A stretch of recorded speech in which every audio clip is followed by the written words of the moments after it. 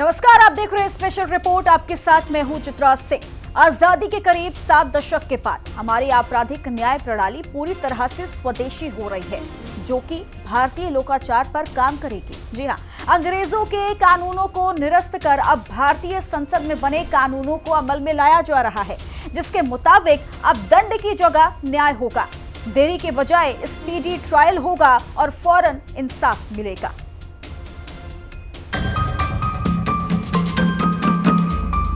इन 3 कानूनों को लाया गया है, देश की परिस्थितियां के लिए आवश्यक था। आईपीसी की जगह भारतीय न्याय संहिता, सीआरपीसी की जगह भारतीय नागरिक सुरक्षा संहिता, इंडियन एविडेंस एक्ट की जगह भारतीय साक्षी अधिनियम, ये तीनों कानून 1 जुलाई से लागू हो जाएंगे।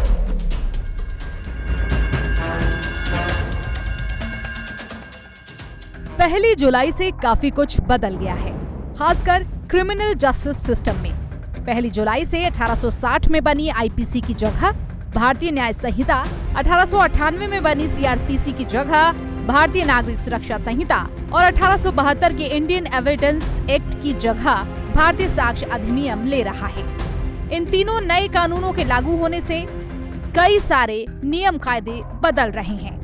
इनमें कई नई दफा यानी धाराएं शामिल की गई हैं और कुछ धाराओं में बदलाव हुआ है और कुछ हटाई भी गई हैं। नए कानून लागू होने पर आम आदमी, पुलिस, वकील और अदालतों के कामकाज में काफी बदलाव होगा।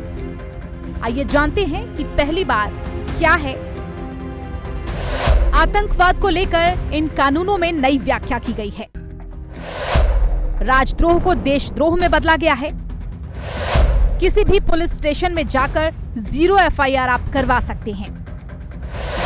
घोषित अपराधियों की संपत्ति कुर्क की जा सकेगी। भगोड़ा घोषित होने के प्रावधान भी और एक्सपेंड किए गए हैं।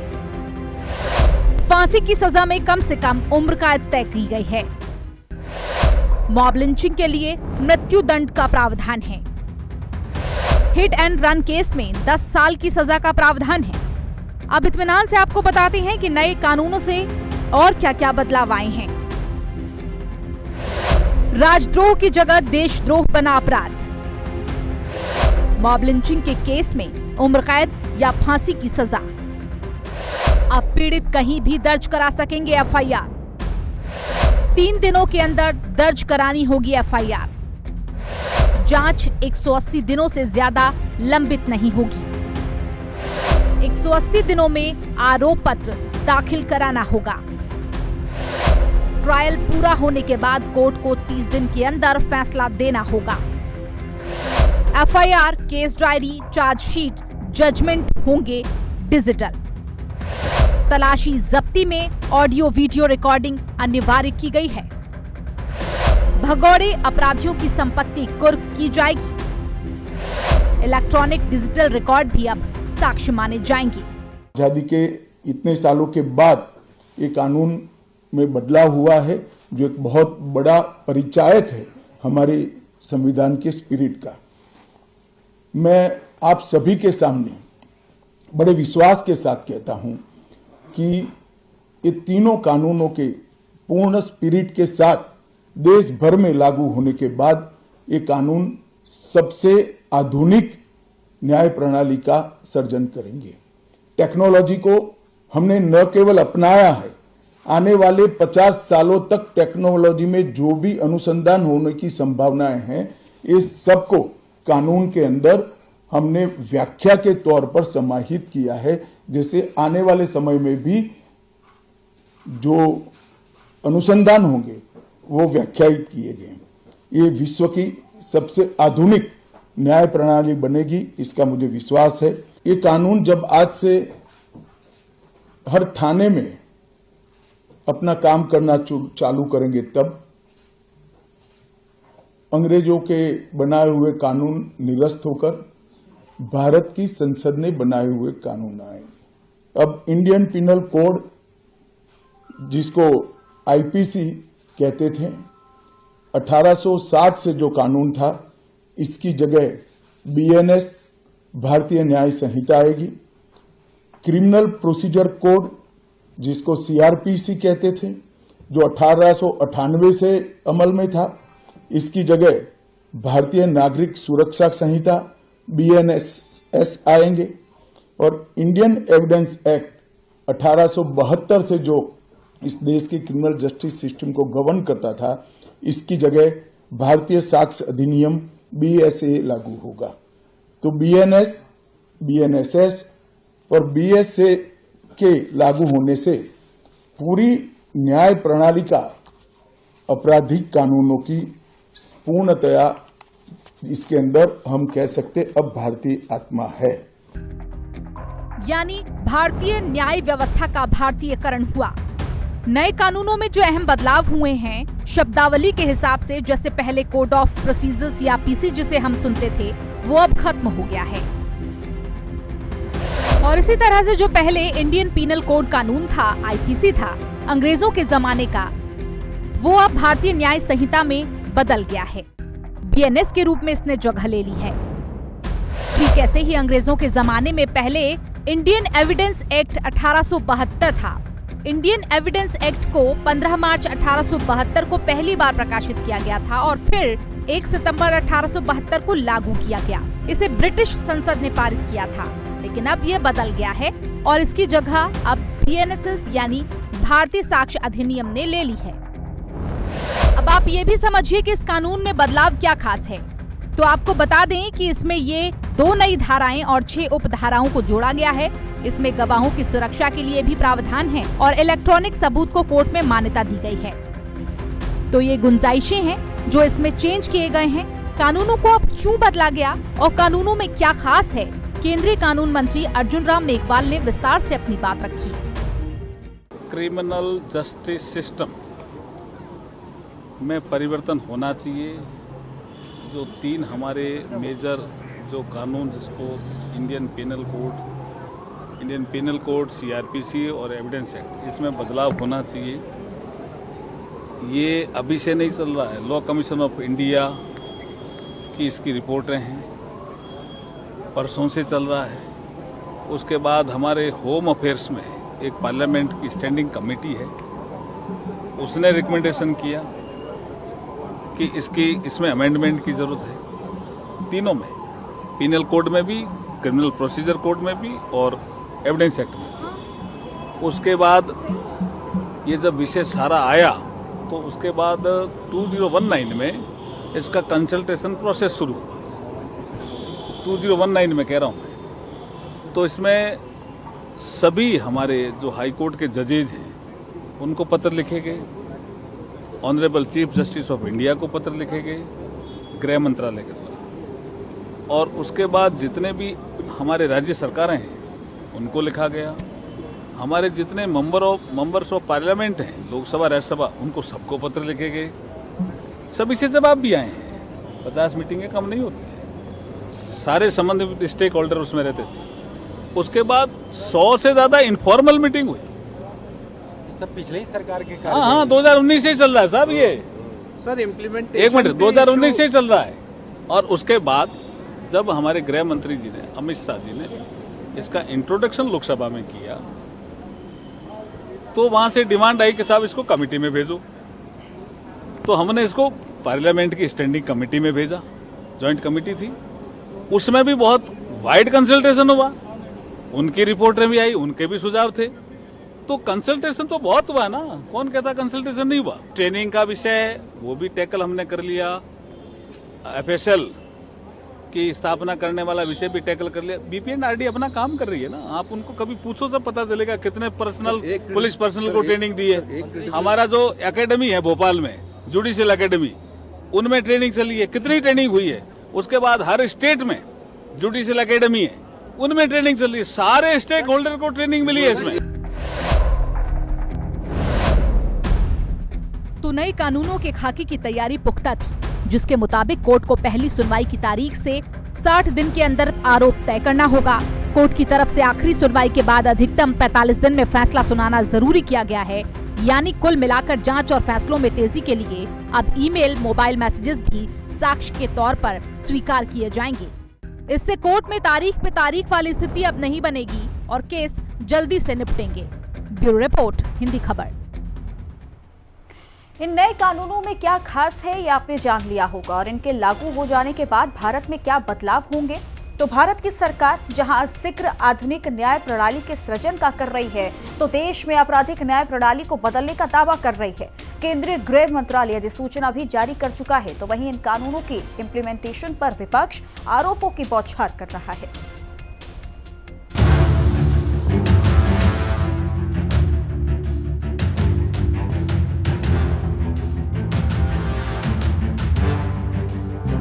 सात वर्ष के कारावास से लेकर मृत्यु की सजा आजीवन कारावास तक इसके अंदर जोड़ा गया है।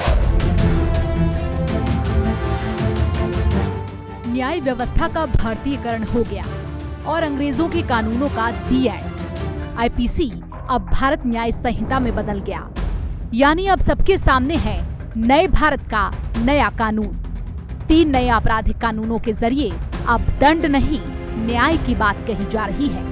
तारीख पर तारीख नहीं, अब वक्त पर इंसाफ की वकालत मजबूत की जा रही है। आने वाले वक्त में भारत क्रिमिनल जस्टिस सिस्टम का वर्ल्ड लीडर बनेगा।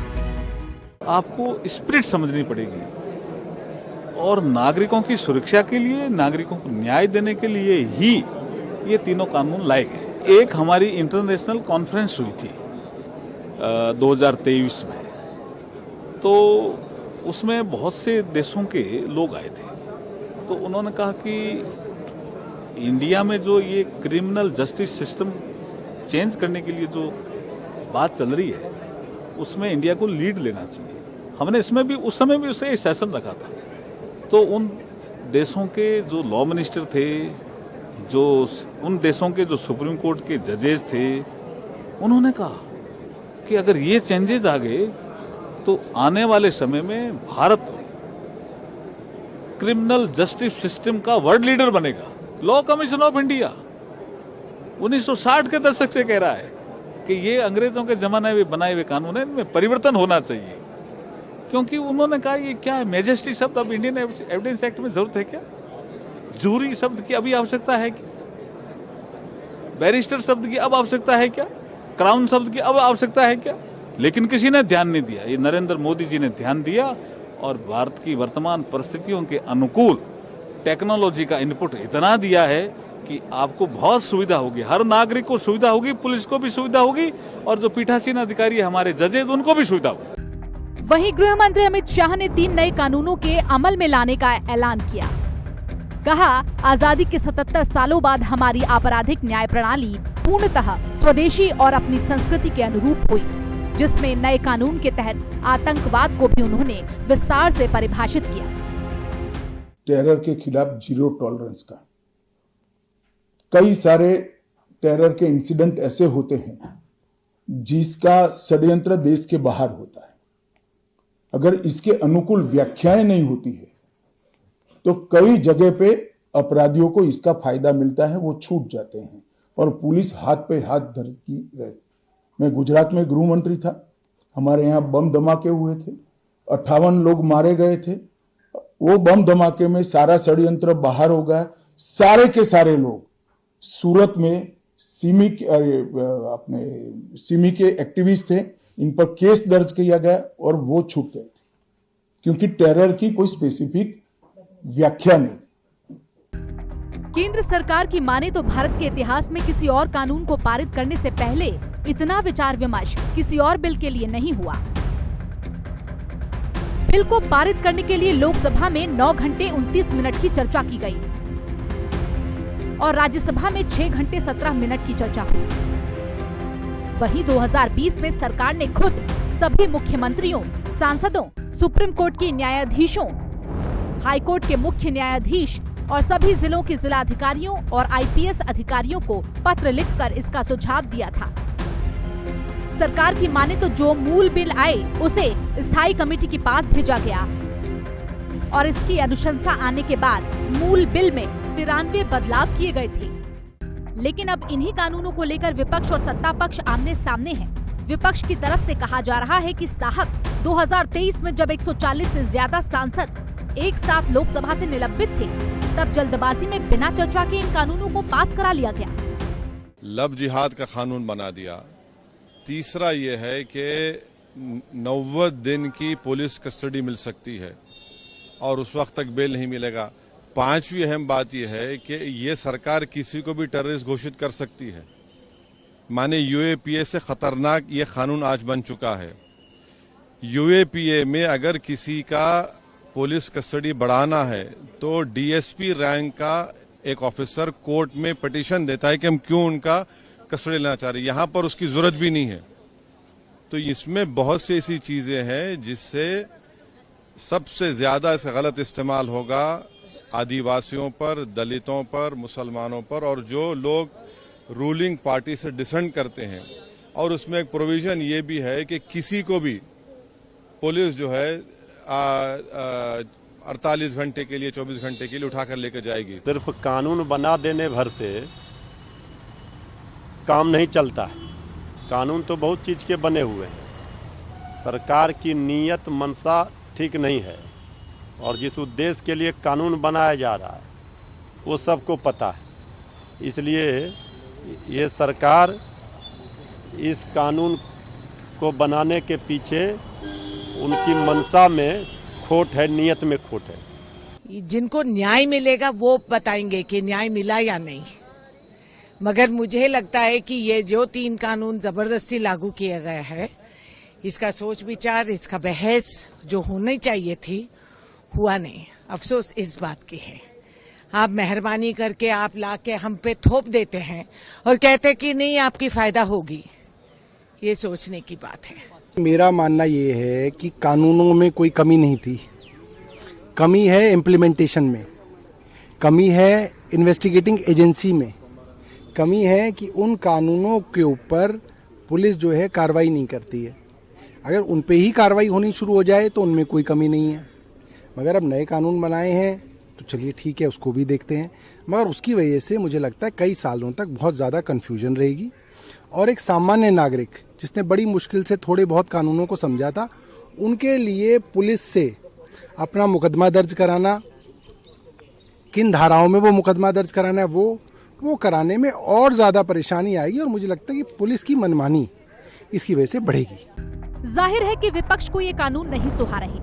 यही वजह है कि कांग्रेस समेत विभिन्न विपक्षी दल इन नए कानूनों पर कड़ी आपत्ति जता रहे हैं और इस पर पुनर्विचार की मांग कर रहे हैं। आम आदमी पार्टी की शुरू से ओपिनियन रही है कि पहले उसका एक रिव्यू होना चाहिए, जेपीसी को रेफर होना चाहिए, उसकी इम्प्लीमेंटेशन ऐसे आनन फानन में नहीं होनी चाहिए, उसके बड़े फार रीचिंग कॉन्सिक्वेंसेस हैं। जिस तरीके से ये पार्लियामेंट्री स्टैंडिंग कमेटी में जब आया था, उनके जो प्रोसेस था, उनके मेंबर्स ने अपना आपत्ति जताई थी, क्या उसमें कमियां हैं ये सामने लाए थे, उस पर कोई चेंजेस नहीं किया गया।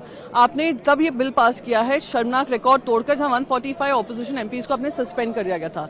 ये देश का दुर्भाग्य है। हम चाहते थे इस पर चर्चा हो, व्यापक चर्चा हो, क्योंकि हर देशवासी को इसका असर होगा, पर इस पर नहीं किया गया है। दिखाता है जैसे बुलडोजर जस्टिस में ये विश्वास रखते हैं, वैसे कानूनों को बुलडोजर की तरह पार कर। मैं समझती हूँ ये हाउस में पास हुआ, इन कानूनों में कोई चर्चा भी नहीं हुई है और इस तरह के कानून लाके एक तरह से लोकतंत्र पे जो खतरा पहले से मंडरा रहा था उसमें और जकड़, उसको और बेड़ियों से और जंजीरों से बांधने की तैयारी है। और यहाँ तक कि अगर कोई विदेशों में भी अगर कोई आंदोलन करते हैं अगर अपने राइट्स को लेके, तो उन तक में यह कानून लागू होगा। तो मैं समझती हूँ कहीं ना कहीं यह पूरे देशवासियों पे एक शिकंजा कसने की तैयारी है। जब संसद में आया था पहली बार इसके ऊपर बहस और जिरह होने के लिए, तब लीड स्पीकर मैं था और ये मैं खोल नहीं पाया अपनी स्पीच, क्योंकि उस वक्त एक साथ 142 के लगभग लोगों को, सांसदों को निलंबित किया गया था। उस वक्त जब मैंने इस पर रिसर्च की तो मैंने पाया था कि पहली बात कि ज़्यादातर तो ये एक अपने अहंकार और अपने प्रभुत्व के आधार पर बनाई हुई चीज़ है जिसमें आप अपना नाम छोड़ना चाहते हैं। नंबर 2, इसमें बदलाव जो ठोस बदलाव है, जो सकारात्मक बदलाव है, जो संशोधन वास्तव में चाहिए था, वो नहीं किया गया है। 90% वैसा का वैसा है। विपक्ष की माने तो इन कानूनों को पिछली लोकसभा में विपक्ष के बिना बहस करा के पास करवा लिया गया, जो कि असंवैधानिक है, जिससे भारत की आपराधिक न्याय प्रणाली में दूरगामी बदलाव आएंगे। ये कहकर इम्प्लीमेंटेशन को लेकर आरोपों की बौछार कर रहा है इस वक्त विपक्ष। विपक्षी दलों की इन नए कानूनों पर प्रतिक्रिया सुनी आपने, लेकिन सत्ता पक्ष का तर्क भी सुन लीजिए। माँ भारती के संतानों के द्वारा हमारे भारतीयों के लिए अपना कानून होगा, जो सिर्फ दंड ही नहीं देगा, न्याय देगा समय सीमा के अंदर। एक माहौल बनाएगा जो लोगों को जजमेंट के लिए परेशान नहीं होगा। लंबे समय तक अपराधी उसकी खामियों से बच नहीं पाएंगे। उनको 60 दिन के अंदर आरोप तय करना होगा और 45 दिन के भीतर ट्रायल करना होगा। ये माहौल आज देश के अंदर बना है। अब भ्रष्टाचारी सजा याफ्ता नेतागिरी करते रहे, राष्ट्रीय अध्यक्ष बनते रहे, जनता की गाढ़ी कमाई लूटते रहे, ये नहीं चलेगा। सभी वंशवादी, कांग्रेस हो या राजद, हैं बड़ी घबराहट में, परेशान है, इसलिए बेचैन है। अंग्रेजों के ज़माने का कानून इनको चलेगा, बट अपने देश में बने हुए कानून जो कि पूरी चर्चा के साथ बनाए गए हैं, सारे पक्षों के विचारों को सुनकर बनाए गए हैं। इसमें तो इवन आम जनता से भी भाई कई ऐसी चीज़ें हैं जो नए प्रावधान इसमें जोड़े गए हैं। मॉब लिंचिंग वगैरह जैसी चीज़ों की धाराएं इसमें जोड़ी गई हैं। जिस तरीके से नाबालिगों के साथ दुष्कर्म जैसी और जिस तरीके से ऐसी घटनाएं होती हैं, इन तमाम चीज़ों को इसमें इनकॉर्पोरेट किया जा रहा है। उसको लेकर इन लोगों की चिंताएं हैं, बट वो 19वीं सदी के समय का कानून चल रहा था, वो इन लोगों के लिए ठीक है। मेरी समझ के परे है कि भाई जस्ट बाय द वर्च्यू की सरकार ने कोई एक फैसला लिया है, आपको इसका विरोध करना है, ये सकारात्मक विपक्ष की भूमिका कतई नहीं हो सकती। दुर्भाग्यपूर्ण है कि लोकतंत्र में ऐसे विपक्ष की टोली आ गई है जो लोकतंत्र की मर्यादा को ताड़ ताड़ की है और हर बात पे विरोध करना। देश के नागरिकों पर दंड संहिता नहीं, न्याय संहिता चाहिए। ये कार्य 75 वर्ष पूर्व होना चाहिए था, पर कांग्रेस के अंदर ब्रिटिश उपनिषदवाद के प्रति जो उनका स्नेह और अंग्रेजियत के प्रति जो स्नेह था, उसने 75 वर्ष लेट किया है। मैं प्रधानमंत्री मोदी जी का धन्यवाद करता हूं। संपूर्ण विपक्ष में तमाम ऐसे लोग हैं जिन्होंने अपराध का खुलेआम संरक्षण किया है। ये विरोध प्रकट करने के लिए आते हैं। इनके में अगर जरा सा भी इन पे दया होती, शर्म होता, तो ये आज ममता जी के जो कृत्य हैं उनके खिलाफ भी धरने पे बैठे होते। ये कानून कड़ा आए और इससे अपराधी परेशान हो, इसको देखकर आतंकित हैं। इनको तो अपराधियों के खिलाफ खड़े होना चाहिए, जनता के साथ खड़े होना चाहिए। ये जनता के हित में जो कानून बन रहा है, उस कानून के विरोध में ये खड़े हैं। ताज्जुब की बात है, जो जनता इनको प्रतिनिधि चुनकर भेजती है, उसके प्रति जवाबदेही ना होकर ये अपराधियों के प्रति जवाबदेह बन जाते हैं। हमें आज़ादी तो मिल गई, लेकिन जो अंग्रेज़ों की, जो अंग्रेजी साम्राज्य से आज़ादी मिल गई, लेकिन अंग्रेज़ों का जो कानून था उससे आज़ादी नहीं मिली थी। बहुत बार मांग हुई, जो हमारी लीगल फर्टिनिटी है वो भी मांग करती रही, तमाम जो है वो सोशल ऑर्गेनाइजेशंस भी मांग करते रहे, पॉलिटिकल लोगों की भी मांग रही कि भाई अंग्रेज़ों के इस बनाए हुए कानूनों को कब तक हम ढोते रहेंगे थोड़े थोड़े अमेंडमेंट करने के बाद। तो मैं तो प्रधानमंत्री नरेंद्र मोदी जी और अमित शाह जी को बधाई देना चाहता हूँ। कुल मिलाकर 1 जुलाई से पूरे देश में नए आपराधिक कानून लागू हो गए हैं। इन तीनों कानूनों को पिछले साल 21 दिसंबर को संसद की मंजूरी मिल गई थी। 25 दिसंबर को राष्ट्रपति मुर्मू ने अपनी सहमति भी दे दी थी और इसके बाद अब ये तीनों विधेयक कानून में तब्दील हो गए हैं। बीजेपी इसका जोर शोर से प्रचार कर रही है, लेकिन विपक्ष इस पर खुश नहीं है। ब्यूरो रिपोर्ट, हिंदी खबर। और इसी के साथ स्पेशल रिपोर्ट में आज के लिए बस इतना ही। आप बने रहिए हिंदी खबर के साथ। नमस्कार।